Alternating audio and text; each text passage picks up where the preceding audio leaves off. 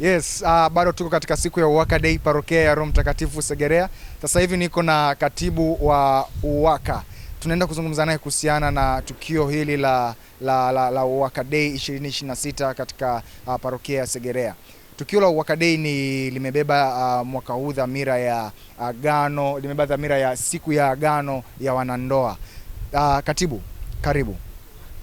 Utajitambulisha unaitwa nani, lakini pia tungependa kufahamu mimi pamoja na watazamaji kwamba kwa nini UWAKA ya mwaka huu imeenda na siku ya agano ya wanandoa. Karibu.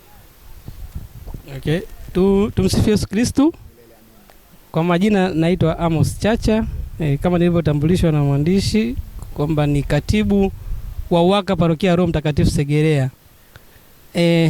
Kama alivyoniuliza kwamba mwaka huu tumekuwa tukifanya siku ya UWAKA kila mwaka, tukijihusisha sisi wenyewe wa baba kwamba tunafanya misa siku ya Jumapili, na baada ya hapo tunakutanika ukumbini, tunapata chakula baadaye na vinywaji, tunaondoka. Lakini mwaka huu tumebidi tuje kivingine kabisa, tuwahusishe na wenza wetu.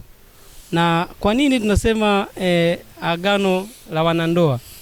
Kwamba kama unavyojua UWAKA ni wa baba na tupo katika umri tofauti tofauti, na watu wamefunga ndoa wengine miaka 50, miaka 20 iliyopita, wengine wana mwaka mmoja uliopita.